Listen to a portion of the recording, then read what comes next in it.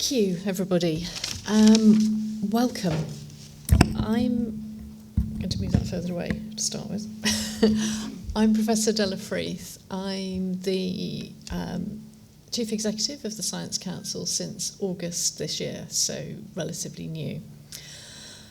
Tonight, we're here to celebrate science and people from a wide range of disciplinary backgrounds who are committed to high standards and professionalism in science. I know I'm really going to enjoy the evening, and I hope that you do too. I have to pause at this point to do housekeeping. So we're not expecting a fire alarm this evening, and if you hear one, there are 2 exits at the top, at the back of the theatres, but for those of you sitting nearer the front, there's also a fire exit right at the bottom here, which you might not be able to see from where you're sitting. Okay, so back to the Science Council.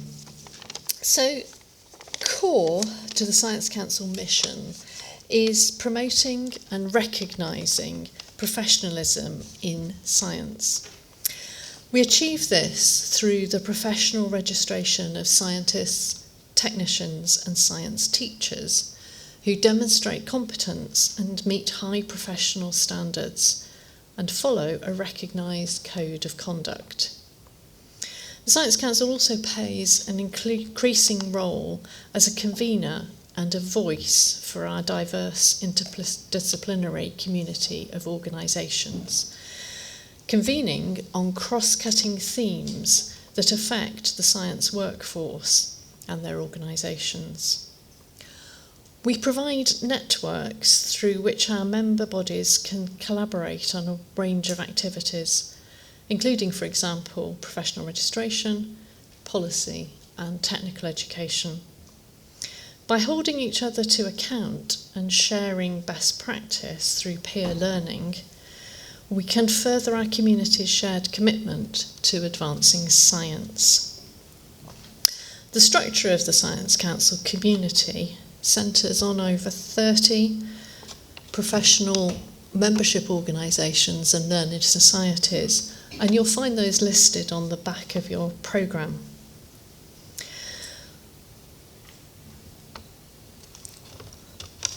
So they play a crucial role in promoting and supporting continuous professional development and the assessment of development or training. And we thank you all for coming together to celebrate science through the lens of committing to professional development tonight.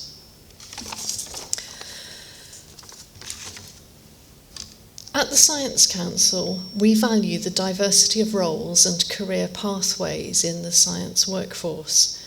We recognise that successful science is based on the combined efforts of teams of researchers, technicians and supporting staff.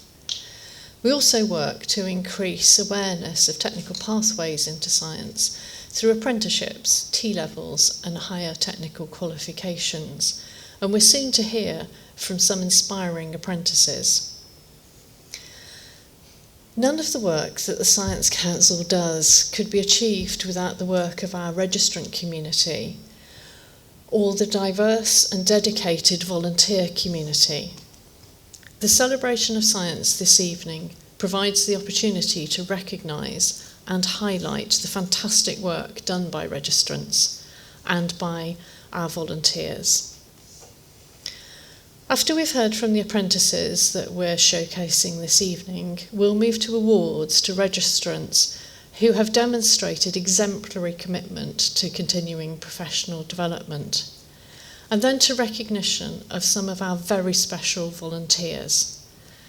This will be followed by a keynote address from Dr Becky Smethurst, who is an award-winning astrophysicist and a dedicated science communicator, which sounds like 2 full-time jobs to me. Once we've heard from Becky, we'll have the opportunity to adjourn to the room across the way for some light refreshments.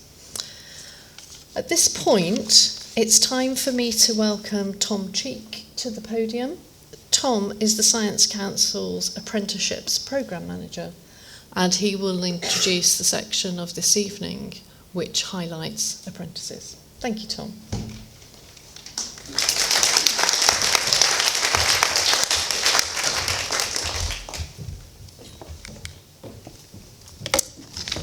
Yeah, good evening.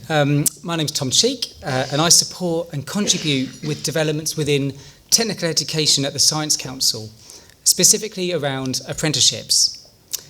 Now, as part of this evening's celebrations, we wanted to take a moment to recognise the role of apprentices that form an increasingly important part of the workforce across the sciences.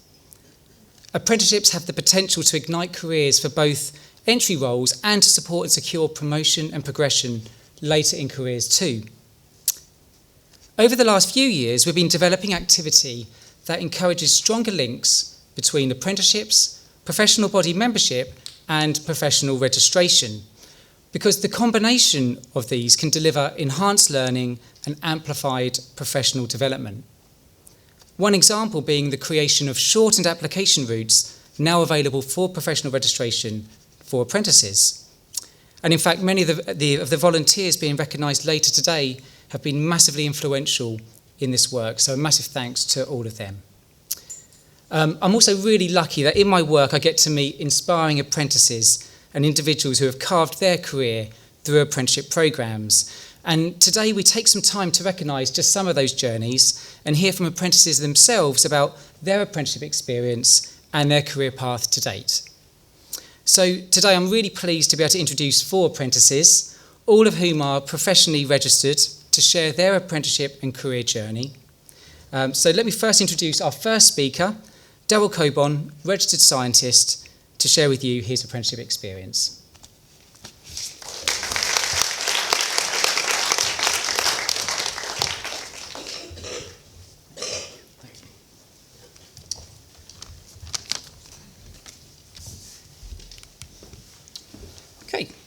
Hello, I'm Daryl Coburn, Senior Laboratory Technician in the Department of Food, Nutrition and Dietetics at the University of Nottingham. So, recently I was asked to create a poster about my time as an apprentice to advertise apprenticeships at a jobs fair. As part of that, I was asked to create a timeline of key events through my career so far. I'm not going to go into it in too much detail, but I wanted to put it there to highlight it because it made me realise just how far I've come and just how much I've achieved. So I started my apprenticeship 8 years ago after dropping out of university in the first year. The environment and that way of studying just didn't really feel right for me. So I applied for apprenticeships, and after starting at the university, I knew I was in the right place. Because from day one, I was in the lab doing work that directly contributed to research and teaching. I was working in food chemistry labs, food microbiology labs, and food processing labs. And that, along with my BTEC Level 3 college course, really gave me a well-rounded education and great skills that I could apply. At the end of my first year, I did a project that I was particularly proud of. So the middle image here of the agar plate shows, it's an agar plate from some microbiology testing that I did on food processing equipment. And safe to say we changed our cleaning procedure after this. I was really proud of this because it actually led to changing our cleaning procedures and improving our standards. So even at this early stage, I was given support and responsibility to do work that made a difference in my workplace. So later on, I moved to doing a Level 6 Food Industry Technical Professional Apprenticeship and studied towards a degree in food science. And since then, I've been promoted to senior technician and also gained registered scientist status. And my role now involves performing work on food waste valorization, product development, and developing new food ingredients for research staff and partners in the food industry. We do this using equipment and techniques that I've developed an expertise in over the last few years. More recently, I've started a Level 7 Research Scientist MRes apprenticeship. And in that, I'm carrying out my own research into edible food coatings and packaging. So in the last 8 years, I've achieved some great things, worked with some amazing people and made some lifelong friends. And the fantastic start to my career that I've had was made possible by my apprenticeship. Thank you.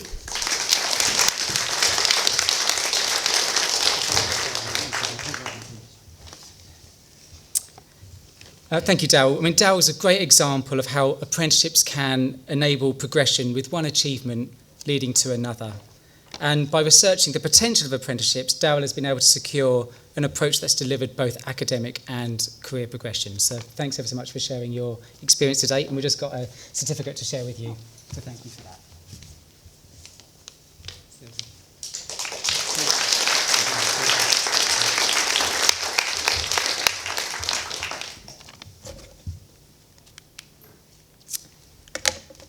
Okay, I'd now like to introduce to you Olivia, or Liv War, who's a registered science technician, to share her career journey to date. So over to you, Liv. Thanks, Tom. So I'm Liv, and I'm an apprentice scientist, and it's a huge honour to be here with you all this evening. And I'd like to share my thoughts with you on what employers should think about when considering taking on an apprentice. This subject is extremely close to my heart, as I've experienced firsthand the incredible value that apprenticeships can bring to both employers and apprentices alike. As someone who is currently on the journey to becoming a fully fledged scientist, I understand the importance of a strong partnership between apprentices and their employers. So I have a few key points to emphasise the importance of apprentices in the workplace. Employers who hire apprentices are investing in the future of their industry. Apprenticeships are a powerful means of passing down knowledge, skills and expertise from one generation to the next. And by taking on an apprentice, you're not just filling a role, you're nurturing the next generation of scientists. Apprenticeships offer employers the opportunity to bring fresh and diverse perspectives into their organisations. And as apprentices, we often come from various backgrounds and experiences, and this can lead to creative problem solving and innovative thinking. By fostering diversity into your teams, you can improve the overall quality of work and open new doors for progress. Experienced scientists can also pass down their wisdom to apprentices, ensuring that valuable expertise is not lost with time. And employers who take on apprentices are preserving the knowledge and experience that makes their organisation successful. This transfer of knowledge is crucial in maintaining a strong, competent workforce. Apprentices often have a very strong sense of loyalty and commitment towards their employers. We're invested in the success of your organisations. You believed in us and you provided us the opportunity to learn and grow. So this dedication can lead to loyal, long-term relationships that benefit both the apprentice and their employer. In the rapidly evolving scientific landscape, employers also have the chance to mould the next generation of scientists to meet the specific needs of their industry. And by taking on apprentices, you can ensure that your organisation remains agile and responsive to the ever-changing demands of the scientific world. In conclusion, employers who choose to take on apprentices play a crucial role in shaping the future of the scientific community. You're not only investing in individuals, but also in the advancement of your field. And your mentorship and guidance can turn eager learners like myself into skilled professionals who will drive innovation and progress for years to come. So, to those considering taking on an apprentice, I say this: embrace the opportunity to guide and support the next generation of scientists. By doing so, you're not only securing the future of your organisation, but also making a lasting impact on the world of science. Thank you.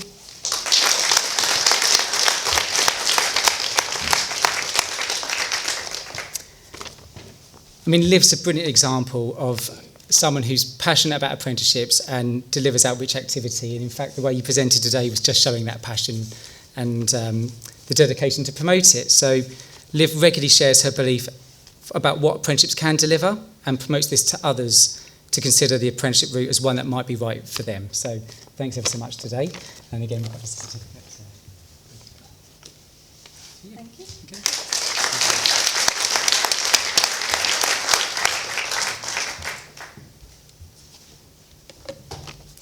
And now to our third apprenticeship speaker, Roger Zalitis, who's a registered science technician, again to present his employment experience through apprenticeships.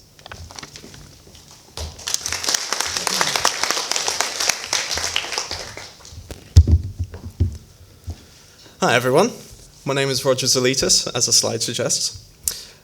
Now, after sixth form, I didn't know what to do. I was caught between every career path and degree imaginable, and I was really afraid to make a mistake that could cost me years of wasted time. And then there was this big push at my school about the idea of apprenticeships, these amazing magical schemes where you can work, gain experience, as well as learn and gain qualifications. And I thought, that is brilliant. I want to do that. So I did. I found a job as a laboratory technician at a carbon capture company, and that was a level 3 apprenticeship that also did a NVQ in laboratory and associated technical activities, which is excellent. And I have to say it was everything that was promised and more. I got the opportunity to do a real job with a real impact, and I had the support of my mentors, the training provider, and the apprenticeship existed as a guide to my professional development, ensuring that I learnt and showed all of the qualities of a qualified laboratory technician. I settled in really quickly and improved as a person just as fast. After about 2 years, I did my endpoint assessment and finished with a distinction. And by that point, my confidence had grown so much, and I almost couldn't recognize myself. I was given the opportunity to do a degree apprenticeship, so I didn't take it. I jumped for it. And I'm now in year 3 of 5 of my part-time degree for chemical engineering. And while reflecting now, for my past 4.5 years since I started, you know, it doesn't seem like a long time, but it truly has been a journey, because I went from being this green A-level student to a confident professional where I could train junior staff members, I could talk to clients confidently, and I could present to the wider company that I worked for. And the apprenticeship did more than just professional development. It developed my entire personality. So to any employers considering taking on an apprentice, you would be giving someone an opportunity of a lifetime, and they in turn will give you enthusiasm, loyalty, and hard work. I would say in my experience, most of the apprentices I've known and met are people with real passions. After my first apprenticeship, my training providers told me about professional recognition and registration and professional bodies, and I immediately jumped for it before they even finished saying something. So I found the Royal Society of Chemistry and got a little apprentice membership with them, which was very nice and comfortable. And through them I found out that there's such a thing as a shortened application route for RSci Tech. See, while I had the confidence of doing my job, I didn't have the confidence to sell myself as a professional, because I didn't feel any different to when I did when I was 18. And the idea of like the Science Council and the Royal Society of Chemistry recognizing my experience as a professional would prove to me that, hey, maybe I know something. And so that's what I did. The apprenticeship again gave me the shortened application route, which I found out some people didn't know about, but I'm sure everyone knows now, which ended up with me being granted registered science technician. And, you know, as a little Eastern European boy that came over here when he was 11, my mother was very proud. I even got these nice little letters. I wear as a little badge of honor. But what those letters really serve is they serve as a foundation for my future. And it's not just about recognition. It allowed me to gain insights into career future and opportunities to connect with people such as yourselves. And I value this very much. And it has meant that I was able to come here and speak to you about my journey as an apprentice. So yeah, thank you for listening.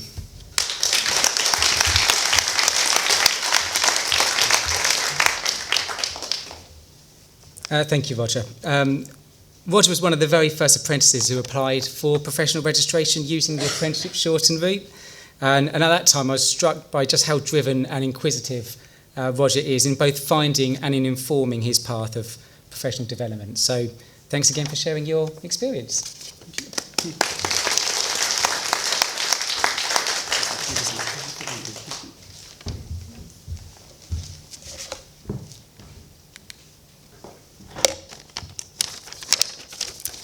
And then to our fourth and final apprenticeship speaker for this evening, I'd like to introduce to you Sophie Galloway, registered scientist, to share her experiences.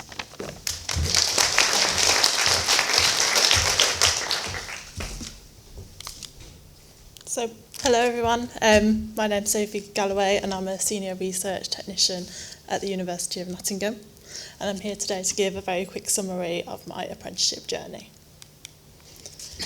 So my apprenticeship journey started in September 2015, whereby I joined the vet school as an apprentice technician, and during this time I completed a level 3 BTEC in applied science, and I also supported the running of the research labs and supporting the stores department.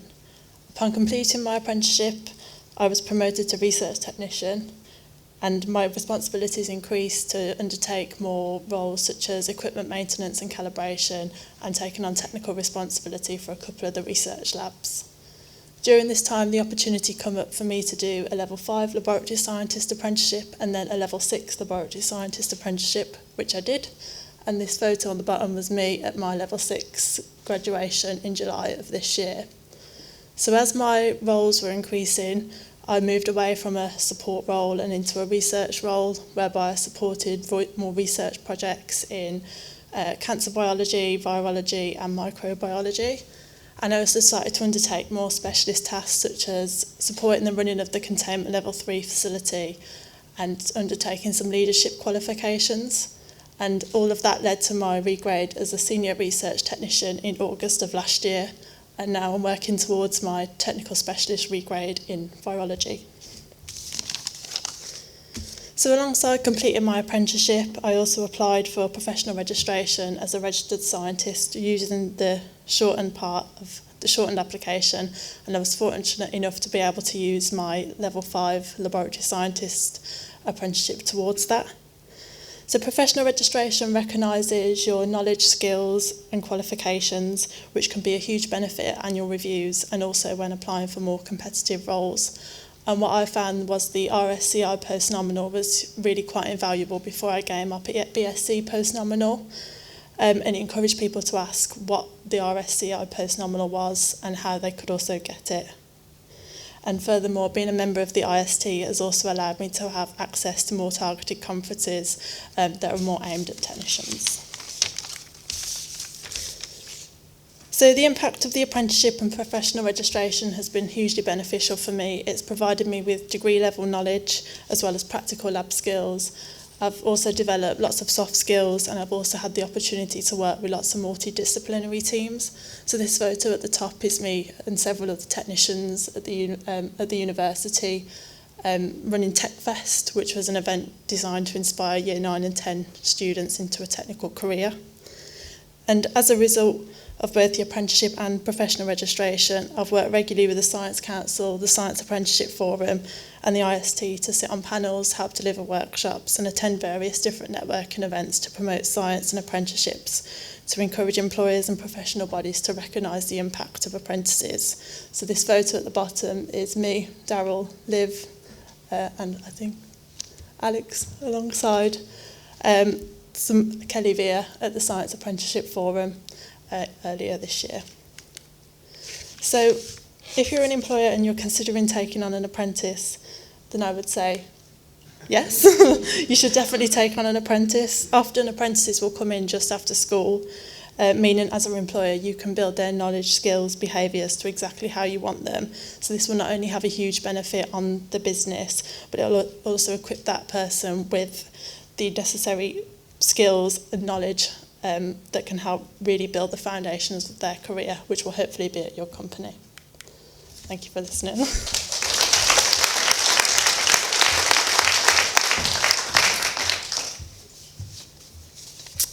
Thank you, Sophie. Sophie's another great example of how multiple apprenticeships can form together to offer a framework that facilitates longer-term career development. As Sophie mentioned, she also supports in promoting the benefits of membership and registration as an apprentice at numerous events. So thank you, Sophie, for your engagement for that. Thanks so much.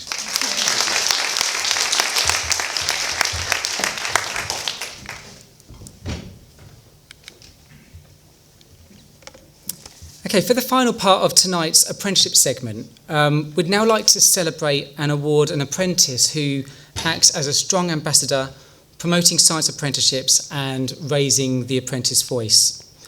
This is the first time we've presented this award, and for 2023, we're very pleased to recognise the work of Tyler Harvey Cowlishaw, a registered scientist. Now, Tyler can't be here today as she recently gave birth to her second child and is on maternity leave. But we wanted to ensure that you could hear directly from Tyler. So a couple of weeks ago, we were able to record a short video where I was able to present the award, highlight the reasons for this recognition, and hear directly from Tyler. So hopefully by clicking that button, it should play. Okay, so for this year's Science Council Celebration of Science event, we'll be acknowledging and celebrating the impact that science apprentices make to their employers and the wider industry. For part of this recognition of amazing apprentices, we want to pay special attention to someone who promotes science apprenticeships and raises the apprentice voice. And this is in the form of an Apprentice Ambassador Award for 2023. I'm delighted to announce that this is going to be awarded to you, Tyler, as we previously spoke before today's recording, and that's to recognise all the work that you do. We have this lovely award to present to you. Thank you. And we hope to be able to present this to you in November at the event itself.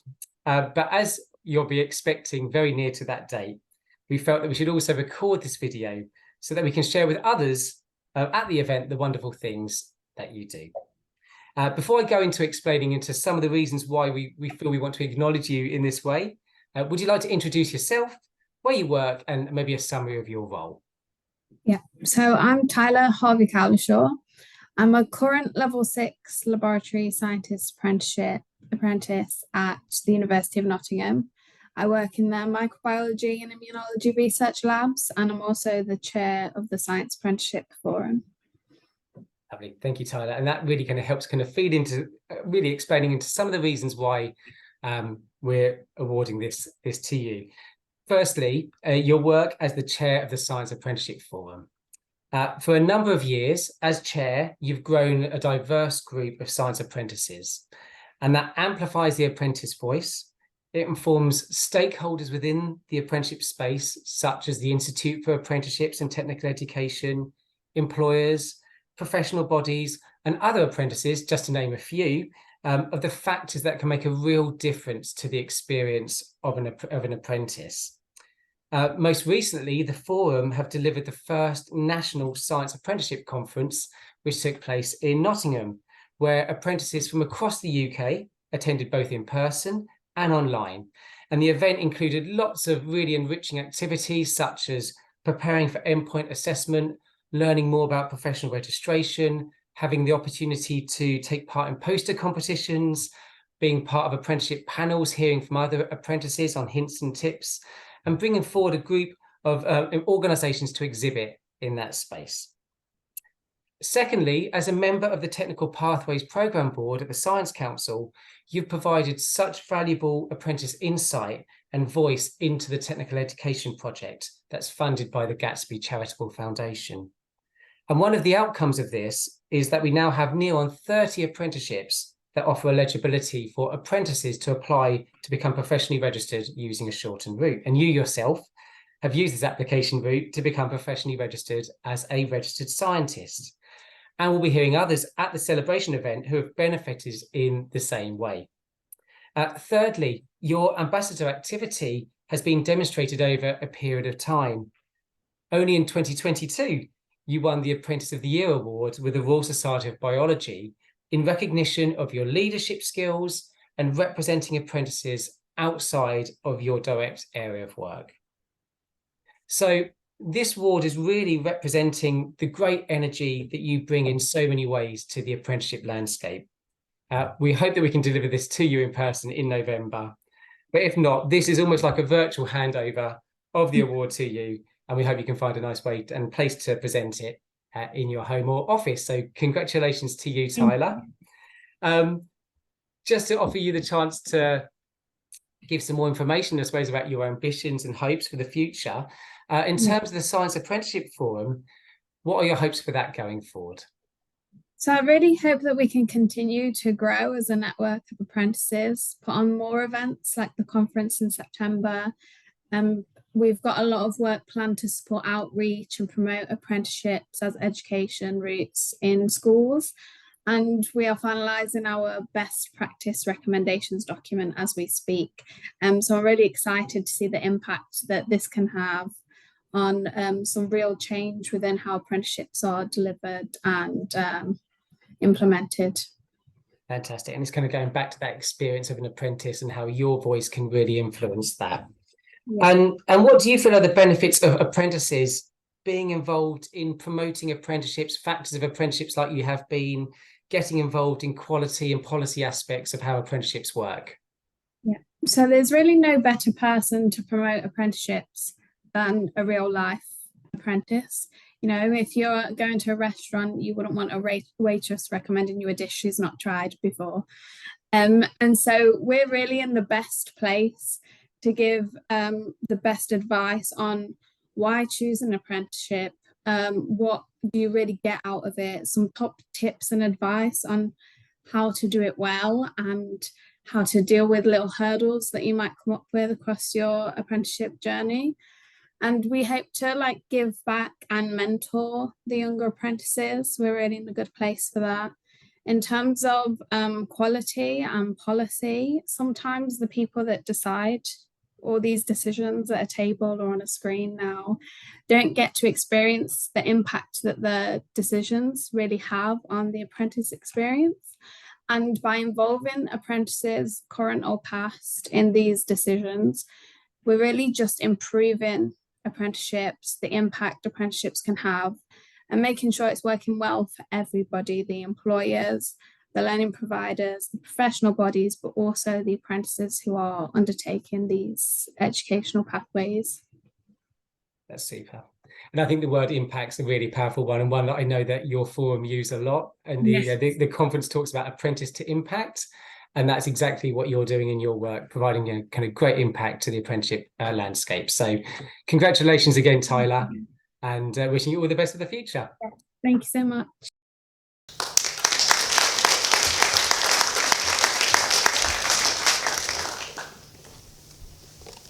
So I have the award here. I'll be posting this to Tyler on later this week. It's also brilliant that today we have representatives from the Science Apprenticeship Forum that Tyler mentioned during the video. So we have the chair, Alexandra Cummings, and forum member Tom Scott, both in attendance. So thanks for joining us today. It's brilliant that the work, as described by Tyler, is in safe hands. It really just demonstrates the influence and empowerment apprentices feel about their route into the science career and how they want to ensure more individuals can access the opportunities that apprenticeships can create.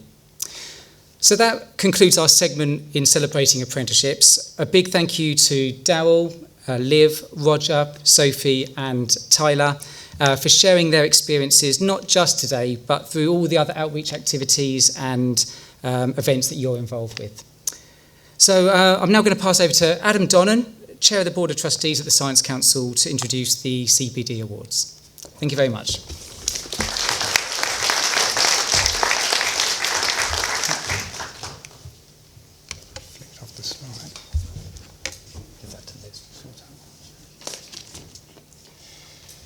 Thank you, Tom. And it was wonderful to hear from all the speakers about the transformative effect that apprenticeships have had on their careers. My job tonight is to introduce the CPD Awards and to hand out the certificates to the recipients. Now, I suspect by your attendance at tonight's event, you already have a strong understanding of the vital importance of continuous professional development, or CPD.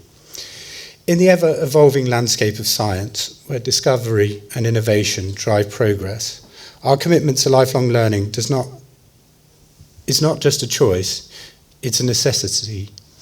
In the audience, there are some apprenticeships and early career professionals, and I wanted to use tonight to underline the importance of lifelong learning. In my experience, a commitment to professional development can be a superpower that supercharges a career and takes you to the forefront of your fields. First and foremost, CPD is the compass that guides us through the labyrinth of emerging technologies and methodologies. As scientists, we are explorers of the unknown, and staying stagnant in our knowledge could mean missing the very breakthrough that reshapes our understanding of the world. CPD ensures that we remain at the forefront of our respective fields, equipped with the latest tools and insights needed to unravel the mysteries that captivate our scientific curiosity. A few weeks ago, the Science Council held a one-day event on the subject of skills within the sector.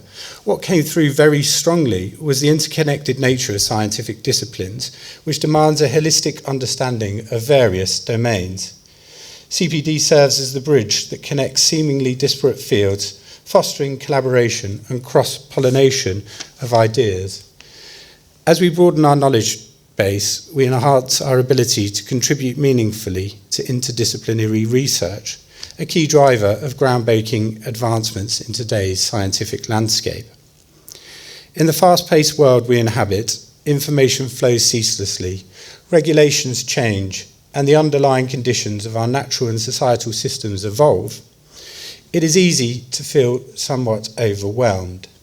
As an example, I'm sure I'm not the only one struggling in the room who's been learning new ways of integrating EI into my professional practice, a tool that just 12 months ago felt like it had very limited uses, but now has the ability to speed up the efficiency and scope of so much of our work. CPD not only equips us with the skills to navigate these changes, but also instills a sense of adaptability. The adaptability to embrace new techniques and methodologies is not just an asset, it's a survival strategy in the dynamic and competitive world of scientific inquiry. Furthermore, CPD cultivates a culture of excellence within our scientific community and provides reassurance to the public, national bodies and employers. By actively seeking out opportunities for professional development, we demonstrate our commitment to excellence, inspiring our peers and the next generation of scientists. As we refine our skills and expand our knowledge, we elevate the standard of scientific research, contribute to the global pursuit of knowledge. In conclusion, CPD is not a mere checkbox on an annual to-do list or a CPD record. It is the lifeblood of our profession. It is the commitment to our own growth and the advancement of science as a whole. So let us embrace the journey of lifelong learning, recognising that in doing so, we not only enrich ourselves, but also contribute to the collective brilliance of the scientific community. Now, the Science Council has been at the forefront of ensuring that our registrants are undertaking appropriate CPD. I believe the Science Council was one of the first registration authorities in our sector to require annual revalidation of CPD for the maintenance of those registrations.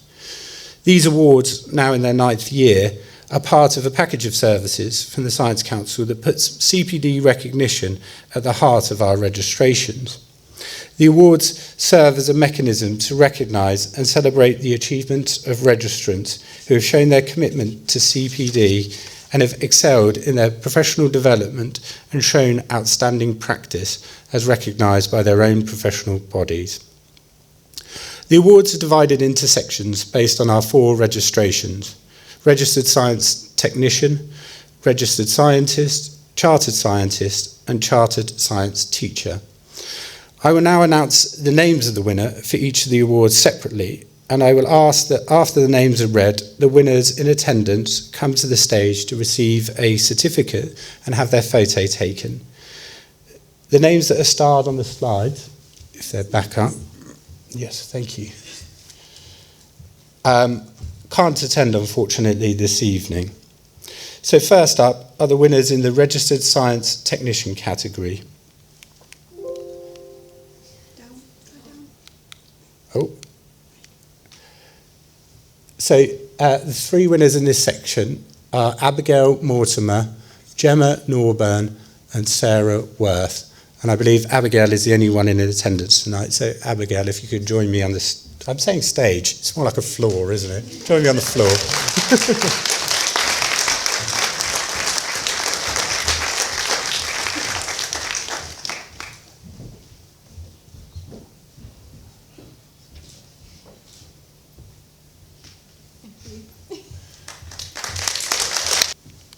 The next category award are the Registered Scientist Awards, and they go to Raywin Freestone, Suzanne Mahone and Martin Lowe.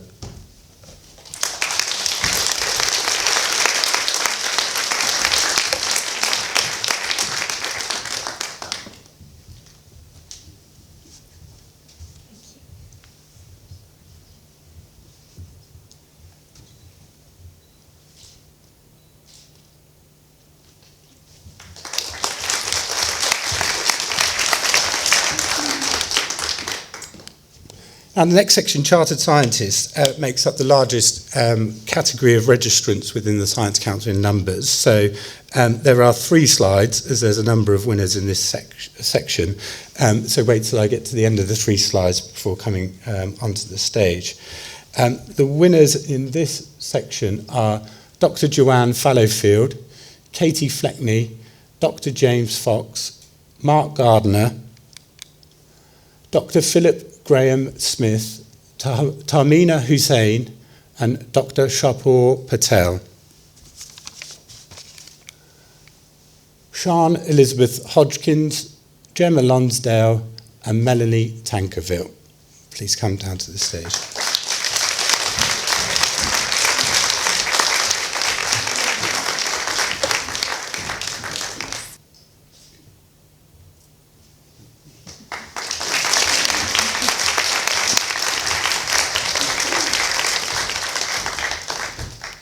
And our final category is, I'm going the wrong way again. Final category is for our Chartered Science Teacher designation. This is a designation specifically for teachers, and we have 2 winners in this category, Bryony Turford and Kim Bokosi. Now, I think Bryony's here tonight. If you could join me on the stage. Thank you, Bryony.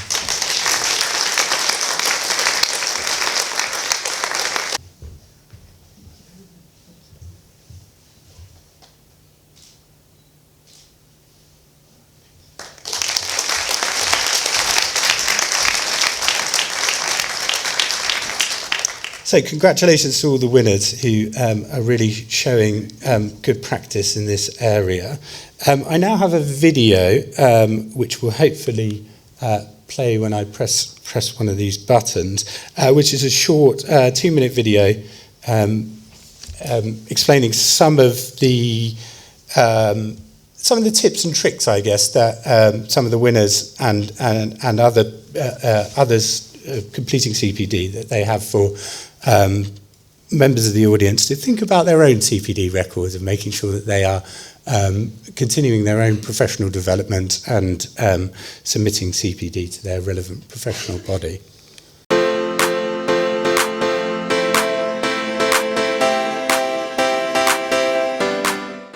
To me, I see it as an integral part of my job role, not as an add-on.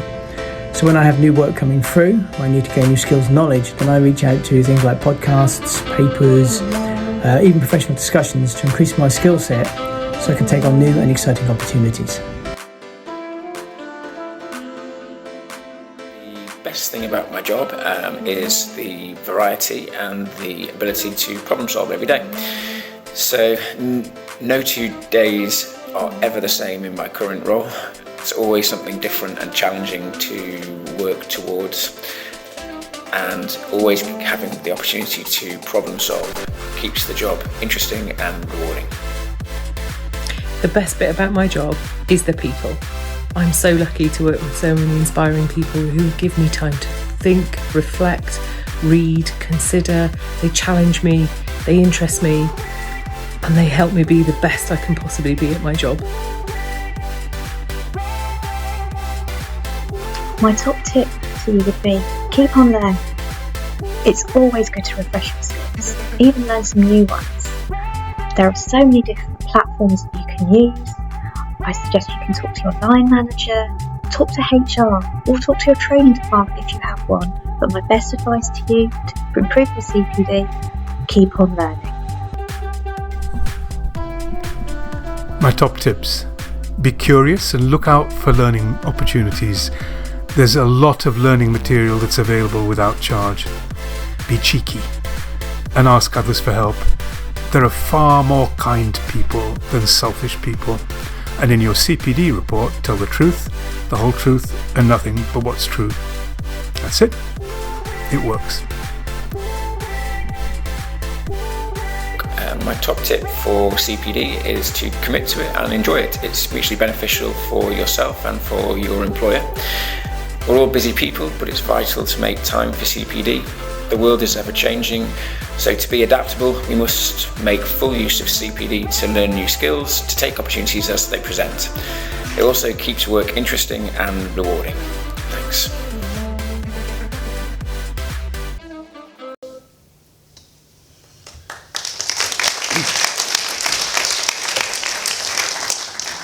So that's going to be my one takeaway from the night. Be cheeky. It's just left for me to introduce Jane Banks, our External Relationship Manager at the Science Council, to come to the floor for a section giving recognition to Science Council volunteers. Thank you.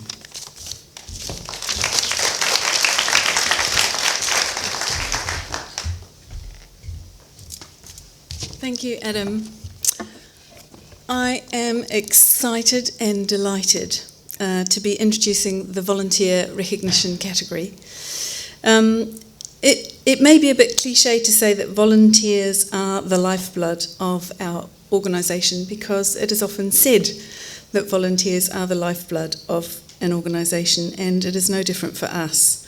And I've been reminded recently by our incoming CEO, Della Freeth, and I don't know how long I'm able to refer to you, Della, as incoming. However, you've commented a few times since you've arrived and in your short tenure that you've observed the dedication, the commitment and the expertise of our volunteers in the short space of time that you've been with us. We're recognising 13 volunteers today, but in actual fact the Science Council has just under 300 volunteers, and it could be on a committee, it could be in the workplace, promoting professional registration, at an exhibition, at an event, as a Science Council assessor, maintaining our standards, and or on a governance committee, or as a registrant champion. And I'd just like to invite those who are here or those who are receiving an award, as I give some special recognition, to hear yourself in that recognition. I could say something about each and every one, but we would be here for quite a while. So I do have a special mention for a couple of people this evening. One is Stephen Franey, MBE, Chartered Scientist, and member of the Royal Society of Biology.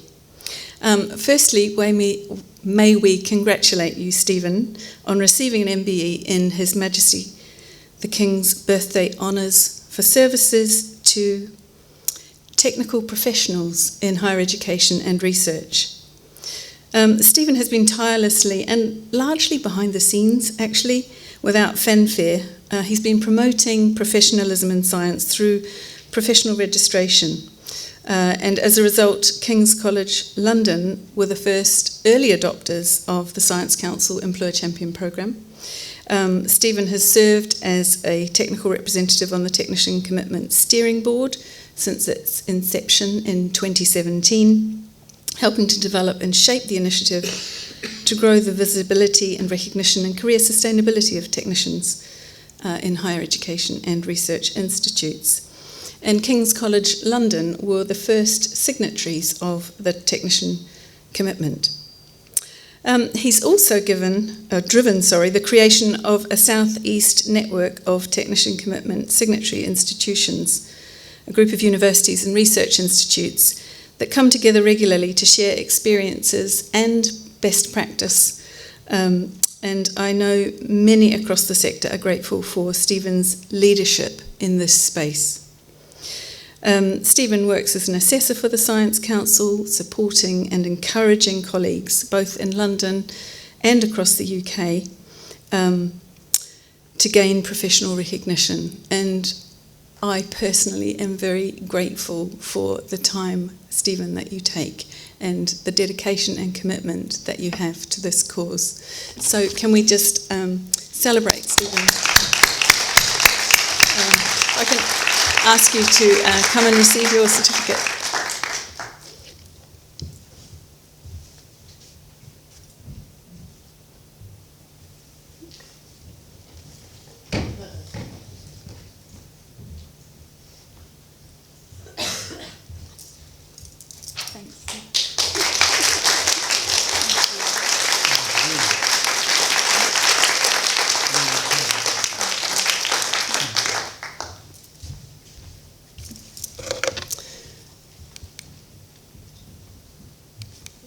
Other way. Another person who I would like to honour tonight is the late Val Gordon. Val was a registered scientist and a fellow of the Institute of Technology, a colleague who sadly passed away this year. Val was the Technical Officer and Technician Commitment Action Plan Coordinator at the University of Edinburgh. And a message that I've received from the university in recognition of Val's recognition this evening says that Val was an advocate for recognition and visibility of technicians, engaging locally and nationally with the technical community to represent the University of Edinburgh. She was passionate about promoting professional registration amongst technical colleagues, and in 2020 the University of Edinburgh was recognised as Employer Champion by the Science Council as a result of her hard work. Val also worked as a Science Council assessor. She worked with us on our Technical Pathways programme and all of the work that you've seen showcased tonight in Tom's team. And I am just really super excited and delighted, and we have here a message of thanks from her family in her absence up on the screen.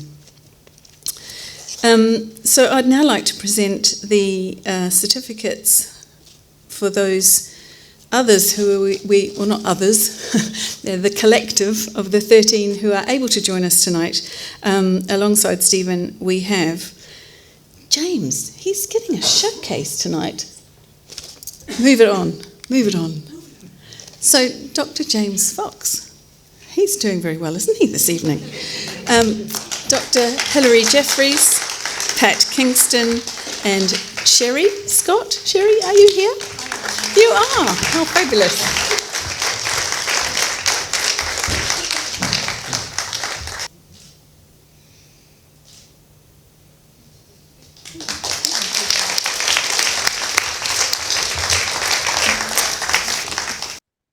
I would like to acknowledge this evening those volunteers who have been awarded this evening but were unable to join us in person to collect their awards. So I'd like to acknowledge firstly Pete Barrett, CSI, Kevin Bowen, CSI, Lawrence Dawkins Hall, CSI, Laura Grout, CSI, Bernard Gudgeon, CSI, Priya Maharaj, CSI, and Nicole Phillips, RSI. Many congratulations to you all for the contribution that you have made to the Science Council through your voluntary activity. We congratulate you and applaud you.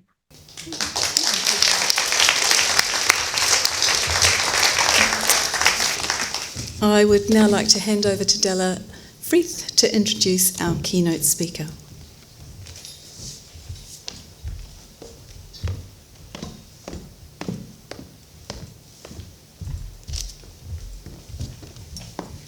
Thank you, Jane, and congratulations again to everyone who has already spoken and received awards. It's a very uplifting experience.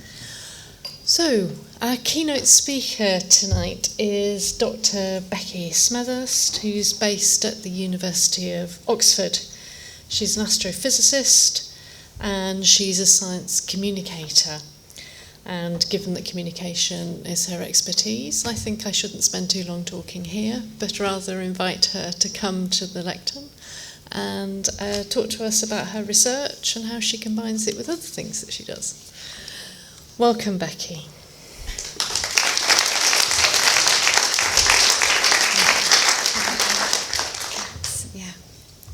there we are.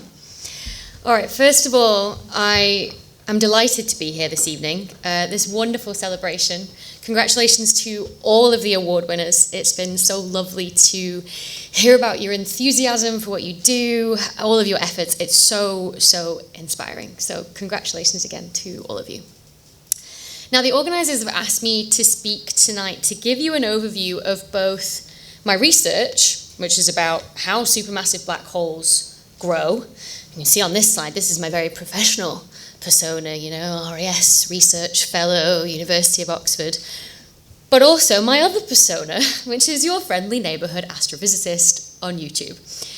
And the organisers have asked if I'd therefore share with you my lessons that I've learned doing online science communication for the past 5 years. So this really is going to be a talk of two halves. We're going to do a big jump in the middle.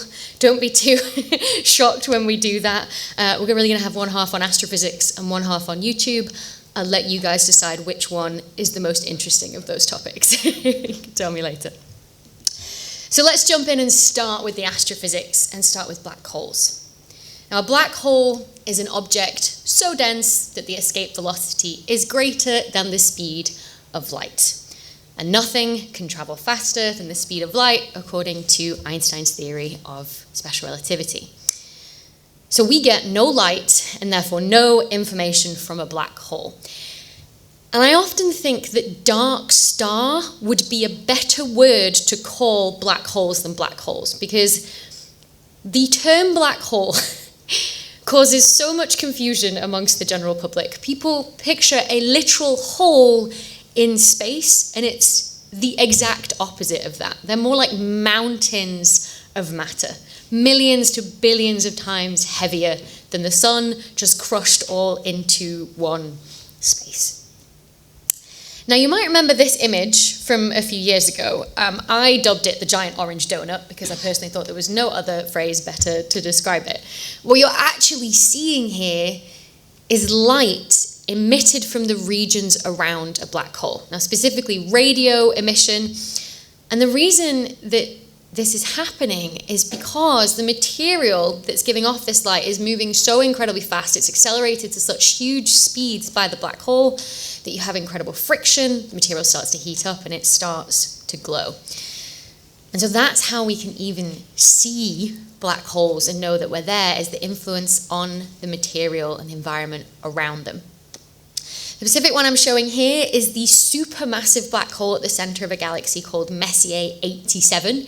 It's 6.5 billion times heavier than the sun, and the entire solar system could fit inside of the region that we don't get any light from. Just let that sink in for a minute. I never get tired of looking at this image, especially because, you know, people ask me, oh, what's the difference though? You've got this big orange donut and there's black on the inside and there's black on the outside, so what? And it's like, well, the black on the outside is empty space. There's nothing there. And yet the black on the inside is because there's everything there that's literally trapping the light so that we can't see it. So we can see this even though it is 50 million light years away. Now, supermassive black holes, to understand them, we have to really understand where we find them, right?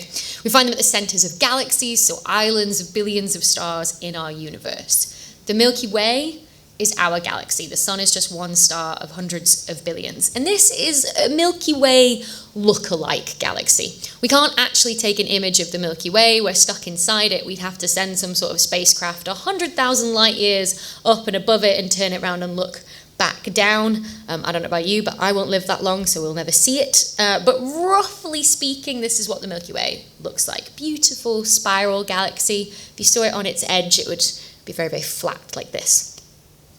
The sun and the solar system are roughly speaking sort of out on the edge of our galaxy, sort of like in the suburbs, if you think of it like a city of stars. Whereas the supermassive black hole is found right in the center. And we think every galaxy in our universe has a supermassive black hole at its center, with all the stars orbiting around it, just like with planets orbiting around the sun and the solar system. So we can actually point our telescopes towards the center of the Milky Way. It's in the constellation of Sagittarius, the best views down in the southern hemisphere. If you ever go on holiday further south, you might have spotted it. And what you're seeing behind me is a series of images taken over a number of years. You'll see the year ticking over in the bottom right here as well. And what you can see is the stars orbiting around that very centre, where we don't actually see anything there. And what's great is if you model the star's orbit, look at how fast they're going, you can work out how massive the thing is that they're orbiting around. And when you do that, you find out it's an object that we can't see that's 4 million times the mass of the Sun that could easily fit inside the orbit of Mercury. The only thing it could be, or at least with hindsight we now know, is a supermassive black hole. There was some debate in the 90s and 80s over whether it was a swarm of much smaller black holes, which I kind of wish was true, because I almost feel like a swarm of black holes is cooler than a supermassive one, but it was a supermassive black hole. And it was actually this work that won Andrea Ghez from UCLA a Nobel Prize in 2020, measuring the mass of the Milky Way's black hole in this way with this series of images. Now, 4 million times the mass of the Sun might sound large. It's actually on the piddly side for supermassive black holes, to be quite honest, at least compared to the amount of mass in stars that the Milky Way has. So I'm about to show you the first graph of the talk. I figured we're all scientists here, right? I can go into a little bit of detail, just not too much because it's still a Wednesday evening and my head already hurts from the week, so we're not going to go into too much detail. I'm sure you're all the same. But what we can see here is there is a very clear correlation between the mass of a supermassive black hole, which is on the y-axis here. It's a logarithmic scale, so 10 to the 6 means 1 million times the mass of the Sun, 10 to the 9, 1 billion times the mass of the Sun. And on the x-axis, you've got the mass in stars in the galaxy that the black hole is in. And there's a lot of scatter. We're all used to that as scientists, right? But roughly speaking, supermassive black holes tend to be around about 1% of their galaxy's mass. But the Milky Way's black hole is less than that. That's that little blue star I've just popped up there. You can see it's around about 0.1% of the mass of the Milky Way. So that's what I mean by it's slightly piddly. So we need some way of explaining what causes this correlation. How does a black hole even become this big in the first place, so supermassive? Because the only process that we know that forms a black hole is a supernova. When a star dies, it runs out of fuel. But that only produces a black hole anywhere from 5 to 100 times the mass of the Sun. How do you get it to 1 billion times the mass of the Sun? We need some process that's going to drive material towards the black hole, actually get it close enough to the black hole, get it to lose angular momentum as well so that the black hole can actually take in that material, use it to grow in mass. But also you need a process that grows the galaxy at the same time, otherwise you wouldn't get this correlation that we see. So the big idea for the past 20 or so years, maybe 25, 30, is that the way that this happens is from the merger of two galaxies. And that is the eventual fate of the Milky Way and its closest nearest neighbour, Andromeda. We are just slowly moving towards each other over time. Don't worry, nothing to worry about, 2 billion years to go yet. They are both beautiful spiral galaxies now, but in a couple billion years' time, they're expected to collide and merge together. And in that process, you shift energy around due to the force of gravity. You reduce the angular momentum in some of the gas in the galaxy, which can then fall towards the centre, towards the black hole. Two supermassive black holes in two galaxies as well. If they come together, they're thought to merge. But also, you trigger a load of new stars to form in the galaxy that you form at the end, just this giant sort of blob of a galaxy. The scientific term is elliptical, but I honestly prefer the word blob. And that's the result of if you take two galaxies and you merge them together that are about the same sort of mass-ish. Andromeda's a bit heavier than us, but almost the same mass. But if you have a much smaller galaxy, like the one that you can see just behind here, where is it, that blue one up there?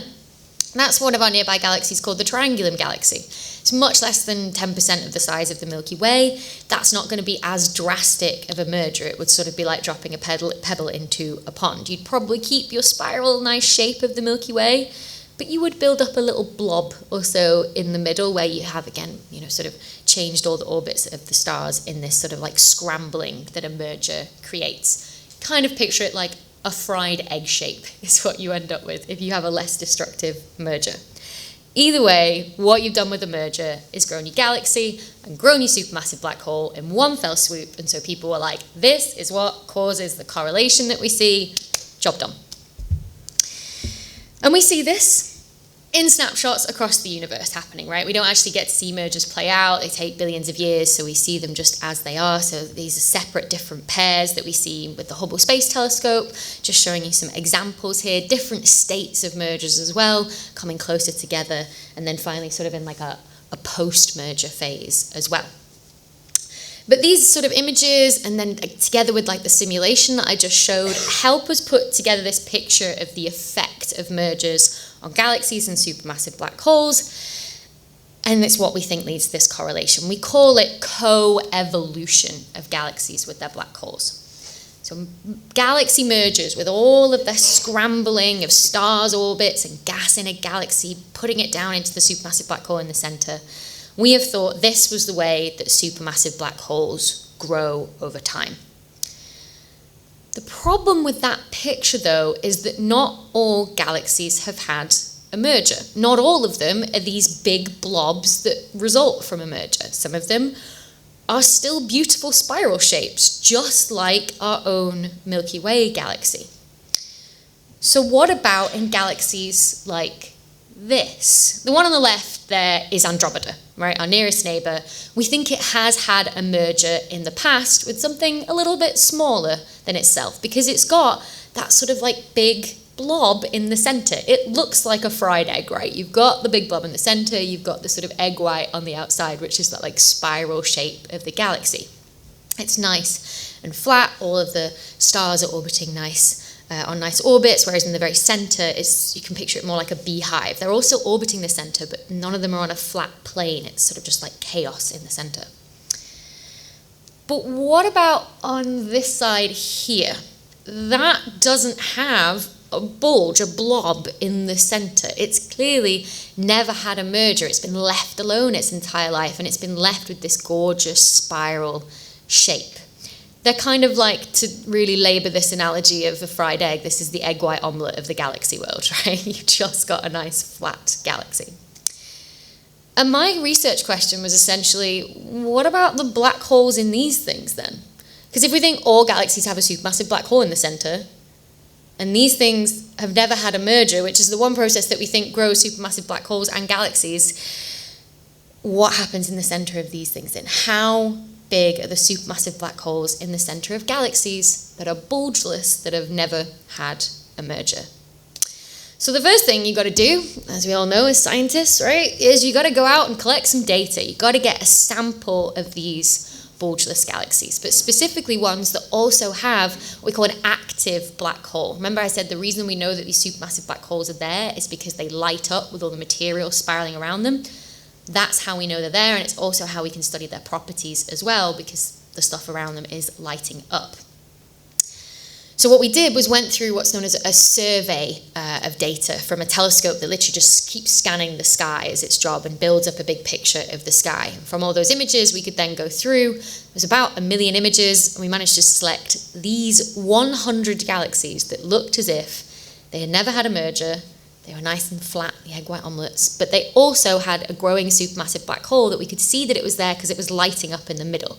You should be able to see them in the images in the center as well if you look. It's also a slightly different color, sort of like a slight purplish dot in the very center, and that's because the supermassive black hole is very energetic, so it's giving out more light in sort of like the UV end of the light spectrum, whereas the stars in the galaxy, which are giving out light more in sort of like the optical and the infrared, they appear much more yellow in these images. So you could argue, okay, well, you could be hiding a little bit of a bulge under that big bright purple dot that you've got in the center of a lot of these images, but mostly you can see that they are all disk-dominated. And these were, disk-dominated, bulgeless. So these were taken from the ground, these images. They're a little bit fuzzy, but it was a good start, because then once we had this sample of 100, we could then be like, hi, folks who run the Hubble Space Telescope, could we please use it to check that they are indeed bulgeless? And that is exactly what we did. We got some follow-up observations, and I think it was all but one of them turned out to be bulgeless. bulgeless galaxies that had never had a merger. So we were pretty proud of our selection, using the sort of fuzzy data that we did have, and then getting this beautiful Hubble Space Telescope data of all of these things. Now, what we really want to do with these galaxies is measure the mass of the supermassive black holes in the centre to see where they lie on that correlation that we saw before. Everyone says, well, this comes from mergers. If these have never had a merger, how do they lie on that correlation? So, to get at the mass of the black hole, you don't need an image, you need what's known as a spectra, where you take the light, split it through a prism, and get a trace of how much light each wavelength you receive. I'm sure people have all used spectra in various different forms of science. So to do that, some poor sod's got to go to a telescope and observe these things. Lucky me, got to go to the Canary Islands in La Palma. It's a hard life, I know. I love this image because it takes people a little while to process what they're actually seeing. That in the background there, that's clouds, but you're above the clouds because we're on a mountain top here with the telescopes. It's just a very strategic place to put telescopes because you usually end up above those cloud inversion layers, less atmosphere to look through, and much better conditions for using a telescope. That's sunset as well, and I had just woken up because my work day is about to start, but it's nighttime because I'm an astronomer. And we were using a telescope called the Isaac Newton telescope, the INT. It's a UK-owned telescope. The mirror inside that big dome there, which is housing the telescope, is 2.5 meters across. That's what collects the light. But then you can see underneath that big round dome, there's then a huge building. And that was built in the 70s to house the astronomers when you go to use the telescope. So it's got kitchens and bathrooms and, sort of like bedrooms in there that you can sleep in during the day and then work at night. Since that telescope was built, though, there's been a lot more other telescopes built on the mountain, and so now there's like a central residential area that everybody sleeps in, like a little mini hotel kind of thing. A hotel is a kind word. Little area that everyone sleeps at, right, in its own building. So you've got the telescope dome, and then you've got 3 or 4 floors of essentially an abandoned 70s building that is like a time capsule to the 70s still. But at night, when you're taking data and you need the loo, that's where your bathrooms are, and you can't turn on a light for fear of any light leaking and ruining the data that you're taking on the telescope. So picture this.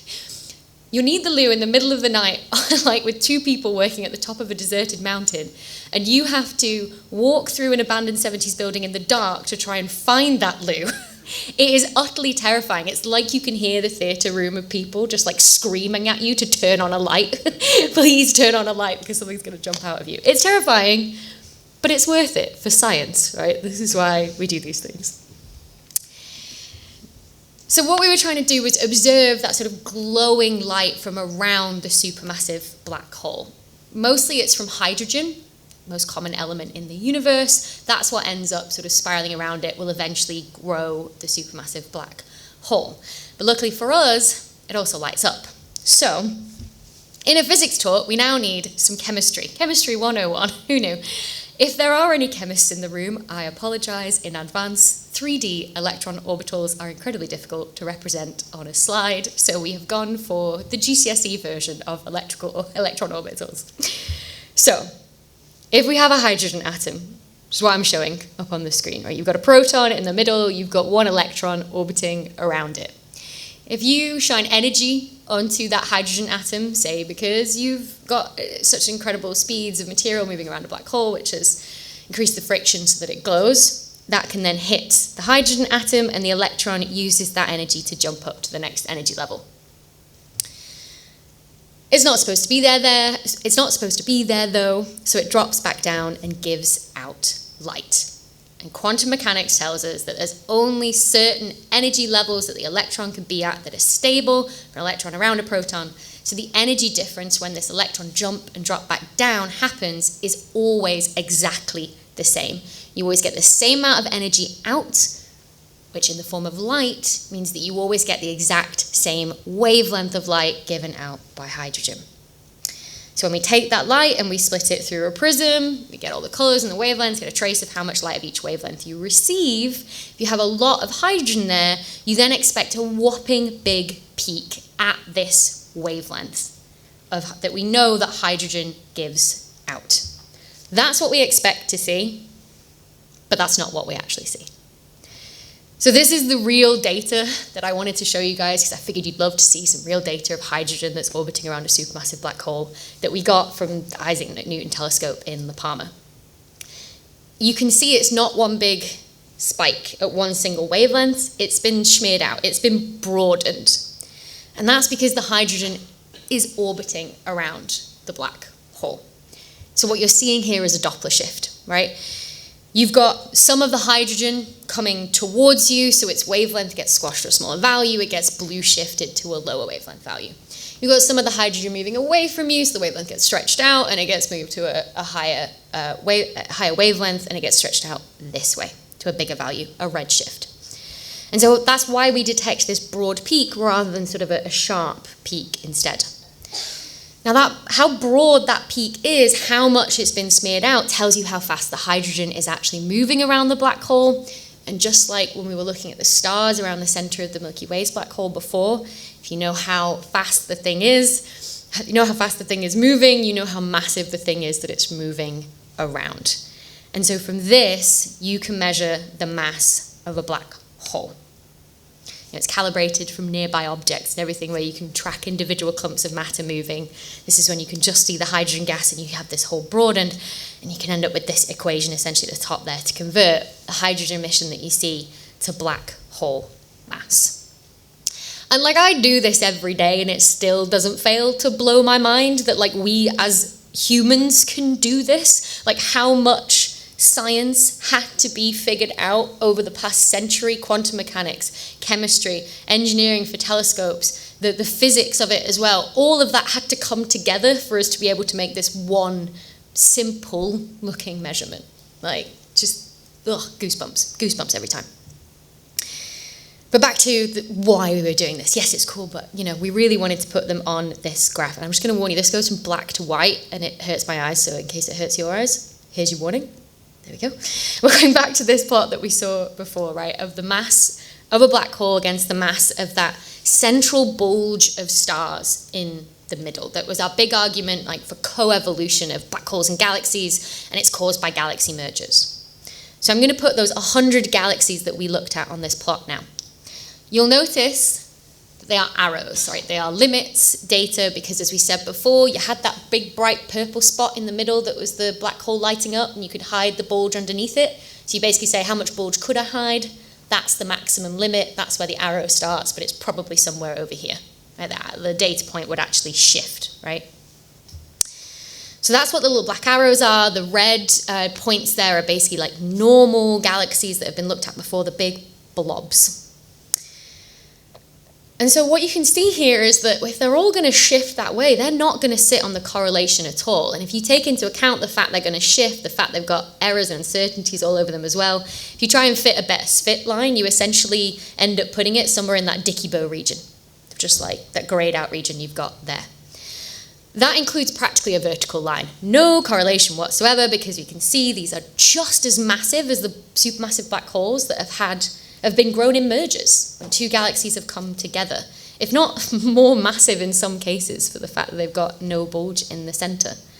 And we can sort of turn to our friends, our colleagues that run simulations rather than use telescopes like I do, and say, hey, if you go through simulations and you do the same thing that we did, and you select the things that have never had a merger, how big are their black holes? You can then put them on the same plot, and you find almost like where the arrows of our data points that are limits would shift to, if you could actually see it, which is pretty cool, I always think, to see that agrees that way. No one had ever thought to look at this in simulations before. And when you do look at simulations, you can actually track it over time as well. You can rewind time and say, okay, how much actually have mergers contributed to the growth of supermassive black holes? And you find it's only 35%. 35% of all the mass in supermassive black holes right now comes from the only process that we thought could grow them. So 65% of the stuff in black holes got there another way. And essentially that is now what my more recent research is on, this growth pathway. How does it happen? What processes are driving it? What effects does it then have on the galaxy? Does the black hole grow more efficiently this way than a very chaotic merger? What does it do to the properties of the black hole? Sure, like you're all familiar, once you get one result in science, it just spurs so many more questions, and here we are still. This was 2017, we're still here 6 years later trying to figure this out. So that was really my black holes part of the talk for you. Because what I also do is then talk about my work and my colleagues' work on my YouTube channel as well, with the aim of trying to cut out the middleman, really, so that the general public can hear about the latest astrophysics research from an astrophysicist themselves. So this was a video where I talked, that's a lovely screenshot, isn't it? That's a really great pause there. How do supermassive black holes grow? Same title as this talk. It was a week in the life of a conference that I went to. It was 2021 summer, so it was an at-home sort of conference, not quite locked down. Where were we at that time? But it was all from home. It was a virtual conference. And it was a week in the life, essentially. And I explained the research that I was presenting during that conference at the same time as sort of showing off what other people were doing as well. So essentially what I do on my YouTube is I post a video once a week recapping whether it's the latest astronomy news or what you can see in the night sky right now. Like, did anyone see Jupiter on their way in before, just in front of the museum? If not, I'll point it out when we get outside. It's gorgeous. Or it might be an unsolved mystery, or it might be challenging a big misconception about the universe, like the fact that black holes aren't holes, like I talked about before. Just whatever I want to chat about that week. And I set it up in October 2018, and it's grown from, like a handful of subscribers then to over 600,000 subscribers in 5 years, thanks to consistently posting that one video a week, where possible, around research and home life. It's not always easy, as Stella said. Felt like full-time jobs at the while. You'd be pleased to know that it's now 2 part-time jobs. Getting a nice balance between research and YouTube. So back in 2018, though, I had a very naive perspective of sort of build the website and they will come. I expected that because I was a young woman in science, I would therefore appeal to other young women and young girls who were interested in science, and that would be the audience that I would reach just by being present online. I couldn't have been more wrong if I'd tried. These are some stats. I think these are from back in February February this year. From the past sort of February 2023 to February 2022, in which the channel had 22 million views, which is great, but I was really aiming to reach a lot of women with what I do, and 10% of my viewers were female during that time. It's about 2 million, which is great, and I don't want to get rid of the 20 million men that are there. It's just, you're like, can we get some more women in there too? Would be great. Also, the majority of my viewers tend to be around 35 to 44, rather than the younger, maybe 18 to 24 demographic I originally thought I would reach. And also, unsurprisingly, they're from English-speaking countries, mostly. And there are some caveats when you look at these statistics like this, right? That you think, okay, well, maybe there are some young girls watching it, but on a family account that's perhaps registered in a dad's name or something. Also, Google, if you don't tell it your gender, assumes your gender from your search history. So if your search history is not typically female, then it might just assume that you are male. So there's a lot of caveats in here. But while those caveats might account for a few percent, it's not a great enough effect to bring it to the 50-50 that we'd probably all like to see. I'm sure there are some sort of science fields, in people represented in the room here that have possibly the opposite problem. But in astrophysics, this is sort of the problem that we have in terms of a gender split. Now, most of these stats look similar to when I first started back in 2018, except for the gender split. When I started putting out videos that were getting a few thousand views, rather than 100,000 views that they get now, it was a lot worse. So this was the sort of stats from my first 6 months of regular once-a-week posting, and the gender split was 0.5% female. I have had to work to get that up to 10%, and it was not easy. Because what I want to try and get across to you today is that if you are doing engagement online, what you're always doing is fighting against recommendation algorithms on social media. So for me, that's YouTube is my main field, and thankfully the recommendation algorithm is not some big secret. It's described in a research paper by Covington, Adams and Sargent from 2016. It's a neural network, for those who are AI sort of familiar. It essentially decides what to recommend to you next in order to keep you on YouTube for the longest possible time. It's had some issues. I'm sure we've all read it in the news, how you start on YouTube on any video and you'll end up at a flat earth video. Like, you can just fall down the conspiracy rabbit hole. They have thankfully fixed that now. That doesn't happen on YouTube anymore. But what it does, it works by taking information on what you've watched before, what you've searched for before, your geographic location, your age, and your gender to decide what to recommend to you. And not only that, but what other people of your age and your gender and your location have also watched before. So if you are, let's say, a 17-year-old girl logging onto YouTube for the first time, it doesn't have any information, right, about you, because you've logged onto it for the very first time. So it bases its recommendations on what other 17-year-old females in your area are also watching. So unless that girl specifically searches for science content, or if there is already a population of girls engaging with science content in her area, she's very, very unlikely to be recommended any science content on a social media platform. Essentially excluding her from the scientific narrative based on her gender and her age alone, which is a really scary thought for anyone who does science communication online. And not only do we get that exclusion, but then you get this elevation of white male voices as well. So here's a list of the top 25 science YouTubers by subscriber count. And every single one of these is led by one, if not two, white males. If you go down the list, the first females we get to are some mathematicians that present number files, so the likes of Hannah Fry and Holly Krieger. But ultimately, that the channel of Numberphile, if you're familiar, is most famous for like James Grimes and Matt Parker, and it's run by a wonderful guy called Brady Haran as well. The first truly female-led science channels you get to are Simone Yates and Diana Cowan of Physics Girl at number 24 and 25. And the reason we think this is because there's been many studies that have shown that on average on YouTube, male-led channels are watched by more male viewers and vice versa. So we get this like vicious cycle in the recommendation algorithm that elevates male voices in the science communication sphere, since that's what the algorithm has learned that men make and men like to watch, and it's vicious. Also, nearly every single person on this list is also white as well, so it's perhaps interesting to think how racial biases might have also entered into the algorithm. It's perhaps not trained in, but still learned due to societal biases. There are some in the US that have suggested that due to redlining in the US that they have, that could, if it's based on geographic area, that could have a big impact on recommendation algorithms as well. It's not something I'm as familiar with as the gender split that I've been focusing on, but interesting conversation, I think, nonetheless. So what do you do when you're fighting against an all-powerful AI recommendation algorithm that's apparently learned both sexist and racist societal biases?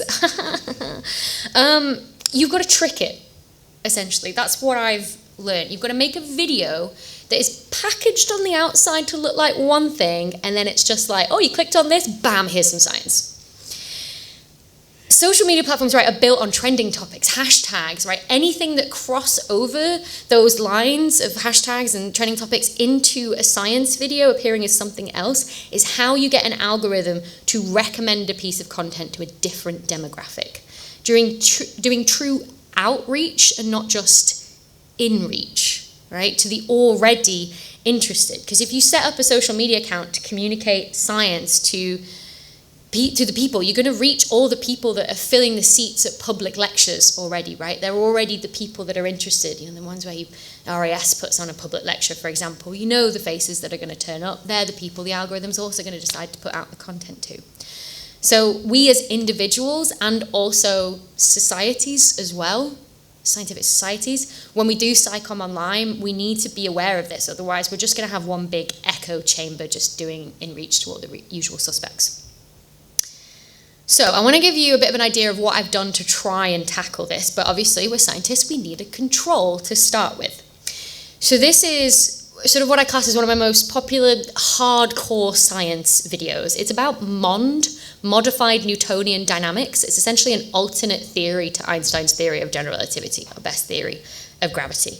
It was about a research paper from my colleague Harry Desmond at Oxford. It's the peak of YouTube's science clickbait, right, without actually being clickbait. It's what we in the business have termed legit bait. It's like, oh, you're curious, are you? Click on this, is essentially what it works. It works as well. It gets people to click and watch. But sadly, of the 750,000 views this had, 2.5% of those were female. And it's a trend I have noticed in my more science-heavy videos that the gender split skews that way. And again, I think it's a product of the algorithm. So the question is, can we still make a very science-heavy video, but trick the algorithm into thinking it's something else? Let's start on a positive note with my biggest success story trying to do this. A day in the life of an astrophysicist, right? Day in the life videos are rife on YouTube. They're everywhere. Everything from like a Harvard student or a fitness guru to a London lawyer. And usually it's like, I start my day at 5 a.m. and I go on a jog and then I do some yoga and I have some cold oats I prepped the night before and then I do 3 hours of study and then look at the beautiful poke bowl I've prepared for my lunch, right? And I was like, I don't first of all do that. But also you can fit so much science content into those day of the life videos. And what I realized also from watching these videos myself is that the majority of day in the life videos were being made by women. But they were also had the comment section also were majority women. So conversation was also sort of coming from women as well. So if I wanted to reach more women, I needed to make a day in the life video.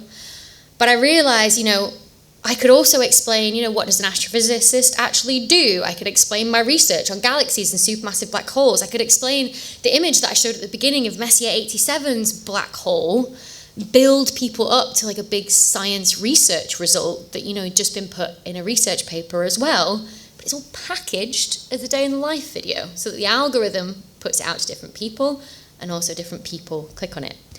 And the good news is it worked. It can be done, right? The increased reach of this video, female viewership, went up to over 28%. And I actually think this was, like I said, from February I took these screenshots, and I think when I checked this more recently, it had gone up to 35-40%. So you also look at the age range. The majority of viewers are 18 to 24 years old as well. And I'm really proud of this. Like, this isn't sort of a classic fire department science debacle from a few years ago, right, where it was like, let's take apart a hairdryer, that's safe. It's not science for girls. Sometimes it gets packaged. It's just that the YouTube algorithm has learned women enjoy doing the life videos, so I'll just recommend this video to them as well. And it's a normal, typical science video when you happen to click on it. Obviously with YouTube and social media, you can get lost in numbers as well, so it's always really fun to look at the comments. Seeing comments from women who say they've been inspired to go on to do research or start a university education or just generally inspired in their life as well. Those are really, really nice comments to read. I still am amazed that from chatting away in either my spare bedroom or my office at work, you can have an impact on the trajectory of somebody's life like that. It's quite incredible. Here's another example. Meme reviews. Anybody ever watched a meme review on YouTube? Because personally, I don't get it, because when did explaining a joke ever become cool? Apparently it did. Essentially what I do is get people to send me astronomy-themed memes, laugh at it, and then explain the basic science behind it. Like this one was sort of like the next Earth-like planet. Every time we find one, astronomers get very distracted, like the distracted boyfriend meme. Or from why like pictures of the moon that you take on your phone look so terrible because of just the field of view of your phone.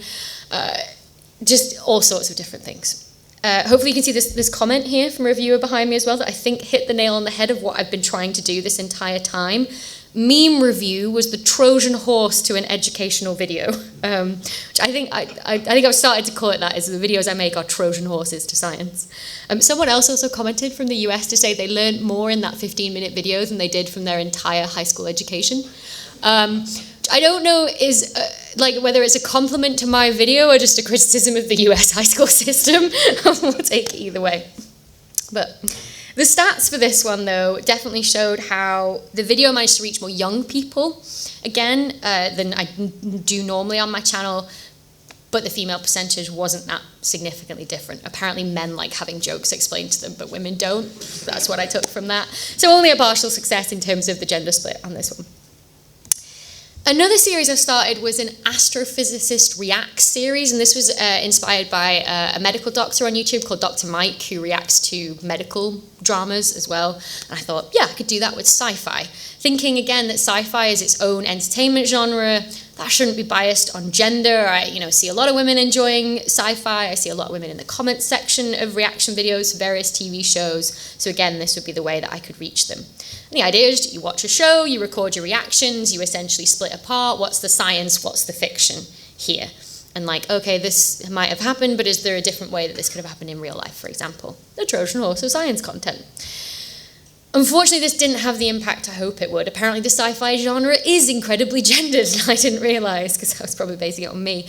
The 3% of females watching this video on the popular show The Expanse from Netflix managed to bring down the age spread a bit to the 25 to 34 bracket, but not 18 to 24 like I'd originally wanted, which, let's face it, was probably just the target audience for this show, to be honest. So I thought, what about a sci-fi film with a female lead, one that I know inspired a load of women to become scientists? Contact, with Jodie Foster. What a classic, right? I had actually never seen it either, and I had been told by colleagues that I would get disowned if I didn't remedy that fact immediately. But unfortunately, it made the female-male split worse, and also pushed to an older audience who probably remember when the film was released in 1997, right? So that wasn't as successful. Then I thought, well, what about a recent sci-fi film with a female lead, like Don't Look Up, fronted by Jennifer Lawrence, right? People love Jennifer Lawrence. Well, it certainly did better than The Expanse or Contact, with a 12% female split, but remember the average for the channel is around 10%, so I think this is a bit low number statistics there. It's probably in the sort of variation that you would expect, not the same impact as like the Day in the Life video. So I racked my brain. And I'm still racking my brain of things I could possibly do. But I racked my brain thinking, what else can I do to reach more women? And I got very excited when I realised how many space references there were on Taylor Swift's Evermore and Folklore albums that she released during lockdown. And as a huge Taylor Swift fan, I realised that this was my moment, right? I decided to make a video explaining the science behind those references, like taking the lyric, rare is a glimmer of the comet in the sky, and explaining, right, what is a comet? How rare really are they? When is the next one visible that you can actually see? And I thought this would cross over into the Swifties area of the internet and be recommended to a huge proportion of female viewers, especially because there are also a lot of like essay videos on Taylor Swift and her music, and dissecting all of the lyrics in her music because they are so poetic. And so I thought this is going to be it. However, I think this is an example of my worst fail. Well, I'll let you be the judge of that. The majority of viewers were male and over the age of 45. So it was a fail in what I was trying to do, but if we think about it, what I actually succeeded in doing was encouraging older men to listen to Taylor Swift. So not quite the engagement with young people in science like I was gunning for, but still some form of a success. I guess we can take that one just for our own sanity.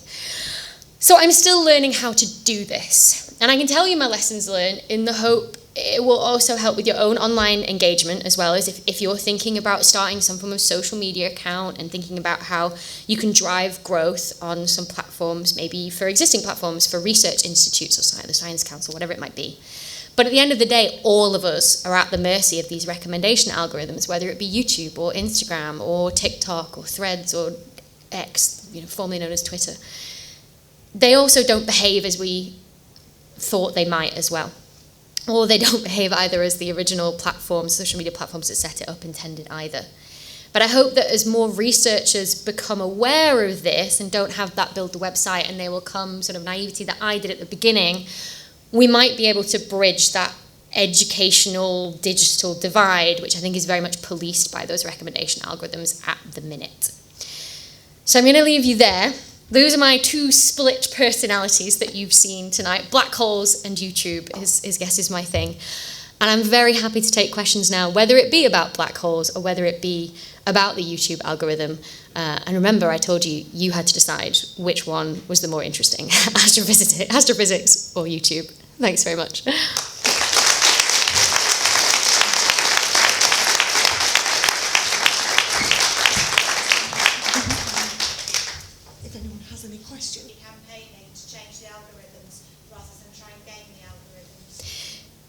Yeah, I might repeat that question in case anyone's hard of hearing. So the question was, has anybody lobbied the actual social media platforms themselves to change the algorithms?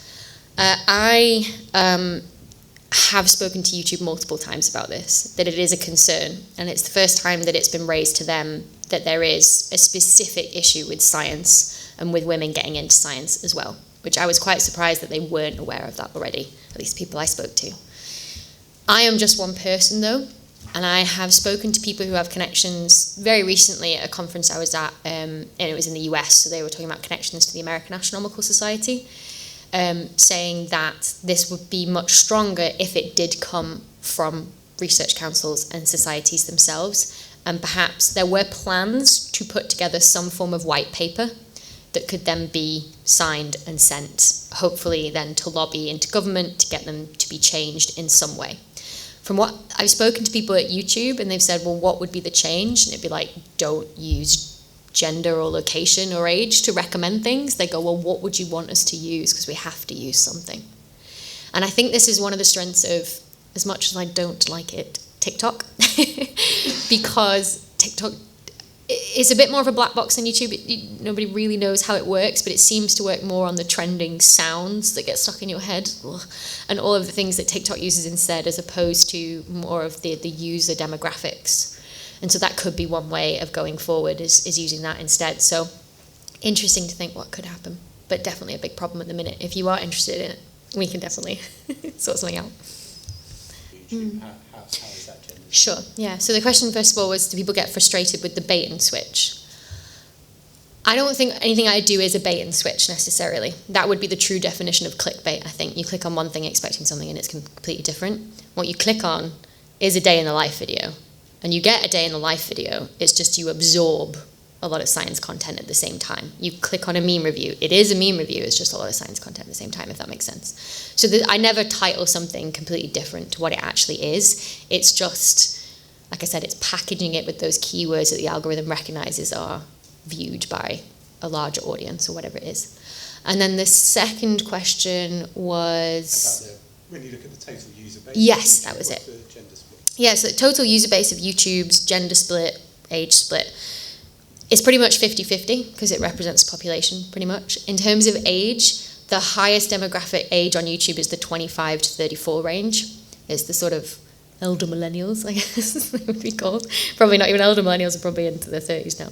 But it's that kind of age range that use YouTube more often than, say, like Snapchat, for example, is mostly under 18s. TikTok is mostly sort of like the 18 to 30 range. So you are reaching the sort of people who are starting to have disposable income range on YouTube, which is why you also get a lot of those like sponsored videos on YouTube, and it's become that platform for that. So in terms of age range, I think it follows it fairly closely. I maybe have a slightly older audience than the typical YouTube audience, but I definitely have a more male biased audience than the typical YouTube audience. I have also spoken to other science creators who say they have the same thing. They have the same issues of hitting 5 to 10% women on their channels. I just got a quick question about the supermassive black holes, which is the other side of your presentation. Is there any, what happens when it gets super massive? What's after that? Yeah, so is there a limit to how big a black hole can get? Yes. So the way that I was sort of arguing now that black holes grow is sort of like a very slow and steady wins the race sort of a way of growth, which is gas comes down spiral arms and gets funneled to the very center, and then it gets accreted. So essentially the gas is orbiting the black hole. You somehow have to get it to lose energy to fall in. And so that happens through collisions between particles. They lose energy, some gain and get away, and some lose and they end up falling into the black hole. But to do that, they have to cross sort of like the last stable circular orbit you can have around a black hole due to gravity. And as a black hole gets bigger and bigger and bigger and bigger, that gets pushed out further and further to the point where the gas is more attracted to itself than it is the black hole.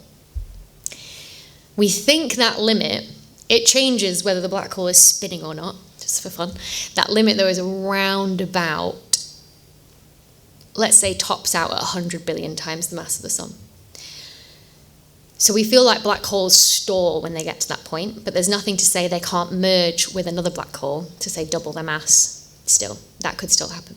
Or if there's something on it, like a direct trajectory towards the black hole, it would probably end up growing the black hole. But the way that this process that happens through accretion would stall. And so the biggest black hole we think we've ever found, Ton 618, it's a very uninventive name. We don't name things very well in astronomy. That's around about 70 or so billion times the mass of the sun. So it's reaching that limit, especially because if the black hole is spinning, it brings it down a little bit, that limit. So it's interesting to think that we found a black hole that's reached that black holes might sort of be slowing down and have reached their maximum point, and maybe have already winked out as well, because as soon as that accretion process stalls, that's the thing that lights up the gas around the black hole. So you also wouldn't see them there anymore either, or be able to measure their mass and work out how massive they are. So very interesting question, and it makes us all wonder whether we're reaching that stage in the universe's sort of evolution. So have you compared your demographics against someone who's doing something similar to you in biology?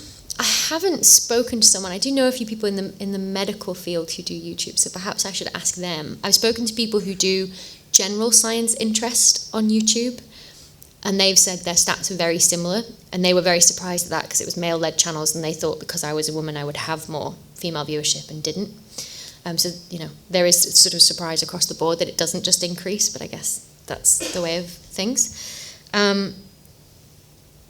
What I think is really interesting in terms of comparing across subjects, I mean, it's this typical problem that we've struggled with for years, right? Is that how do you get more girls into physics, computer science, maths? Well, you've got to get more boys into English language and, sort of psychology and everything like that to balance everything out. And I feel like a lot of the efforts is girls into STEM, but there's not a lot of efforts with the boys into, sort of more traditionally art subjects. And I know that the Ogden Trust and the Institute of Physics have done a lot on this. And the Institute of Physics looked at what age you have to go into schools to combat that physics and maths aren't for girls perspective that seems to come and get ingrained into both boys and girls, and stops them from picking those subjects at A-level and GCSE and wherever it might be. And it's age 7, not year 7, age 7. That's when, societal sort of stresses from teachers or from family members or friends get ingrained in, that's a boy's toy and that's a girl's toy.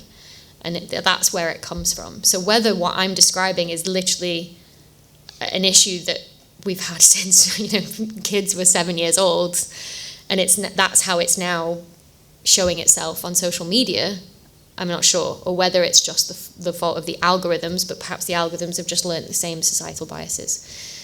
It's hard to say. And I think that is a very good idea, seeing if I can find someone who's doing biology or climate science or medicine to ask them, if they have the same issues. This might be a really dumb question. No such thing. Can you associate age with these supermassive black holes? And if so, is there a correlation between the age of them and the mass? Unfortunately not. That information is wiped. You might have heard of the phrase of hairy black holes. Black holes have no hair, is the idea. It's a phrase that comes from, I think it's Roy Kerr, New Zealand mathematician, physicist even. And what this essentially means is that as material goes into the black hole, becomes part of the black hole, it loses any information of what it was made of. So, for example, some people ask, can you tell if a black hole is 50% hydrogen and 20% helium and whatever percent carbon? No, all that information is also erased. When the material was accreted and taken in, also erased. You don't know any of the past history of the black hole, the material that fell into it. So, age is a strange sort of thing to put onto a black hole. You can age a galaxy from its oldest star that it has in it, which in some way might age the black hole. But there is something that I like to call the astrophysics equivalent of the chicken or the egg, which is, did the black hole come first and then the galaxy of stars form around it? Or did a galaxy of stars form, one go supernova, make a black hole, which then grew to become supermassive? And so if you're aging the star, are you really aging the black hole or not, is sort of an interesting question. But it's hopefully something that the James Webb Space Telescope, our new shiny toy. I can't believe I gave a whole talk about astrophysics and didn't mention the James Webb Space Telescope. Did now, it's fine. We're hoping that that's something that it'll be able to answer, is sort of what came first, and then perhaps you might be able to put some sort of age on the typical formation epoch in the universe's history that the progenitors to supermassive black holes were formed.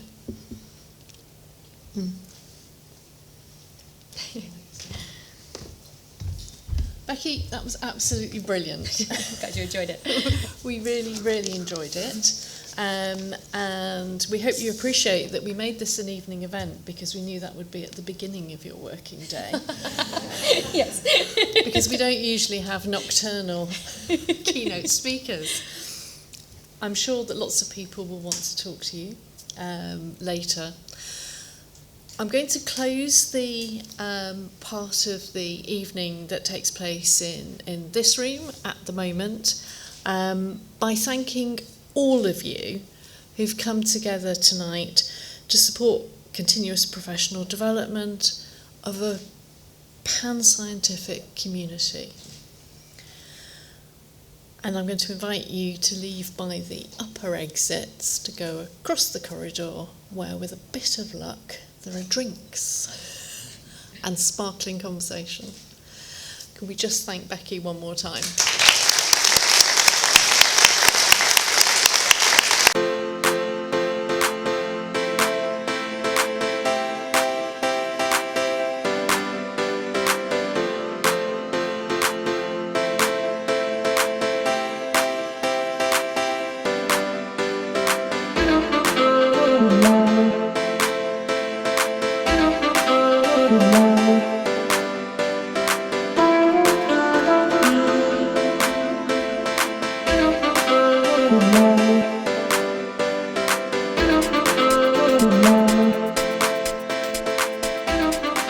Good